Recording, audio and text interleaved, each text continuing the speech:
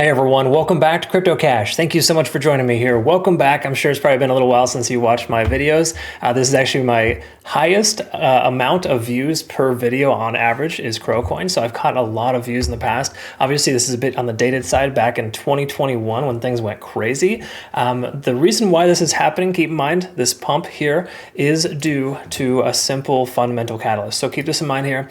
It isn't just some magical, push to the upside. We broke through a key level resistance.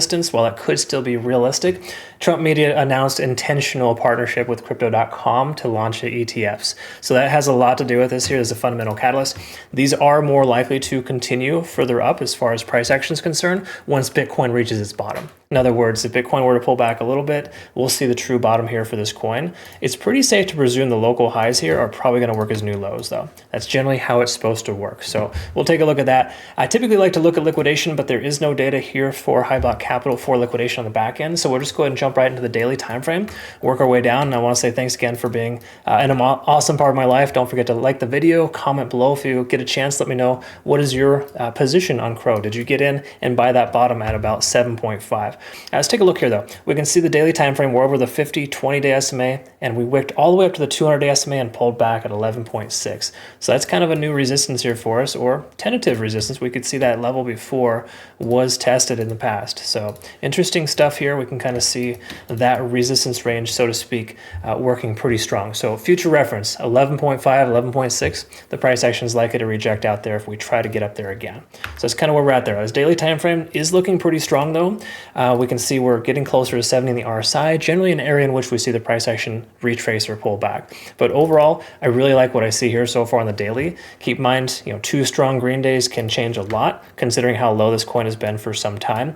But with this extra amount of volume, you follow the volume, folks. That's really the bottom line. So with this kind of volume, it makes sense for the price action to go further higher. Now, me personally, I'm more of a I wouldn't say buy the dip, but I like to see a retest of previous highs as new lows. In other words, we still have yet to see this previous high here because we had difficulty getting past roughly to say it was 9.5. You could round up and say 10 cents, but 9.5 was that resistance here in the past. We tried 1, 2, 3, 4, 5, 6 times roughly before it broke. So hypothetically, the price comes back down to retest that level and continues higher. That's roughly what I would like to look for in a retest of a previous high. So will it happen at this point? It's hard to say. I would say yes, based on the fact that I'm expecting Bitcoin to potentially come back down to retest that $86,000 range. And if so, it fills its CME gap, then we're probably more likely to see that continue, see this coin pull back and potentially pivot off that area. But when we look at the 4-hour time frame, everything looks very solid. Anytime you see a massive pump like this, most of the indicators are going to give us some false positives. In other words, we're over 70 on the RSI. That's usually construed as a positive bullish sign and not to consider selling until the price drops below that level. So we lose 70 in the RSI, that's when we want to consider securing profits. Between now and then, everything else makes sense. It's printing some good patterns here too. We got a bullish type of rectangle or pennant pattern rather, sorry, that is a pennant, and that could and likely should break to the upside. It's a continuation pattern that is more consistent. So that's kind of where we're at there. If we look at the hourly, it's going to confirm as well that we're good to go. But once more, significant volume uptrend. I mean, we're up like 25% from yesterday or 24 hours ago. And that's a pretty solid amount of, that'll flaw some indicators here and give us some false positives. But the truth here is that at this point, we're working ourselves into a nice little pattern here. And no matter how you slice it, it's looking pretty positive. Okay, so further upside makes sense pending Bitcoin doesn't dump.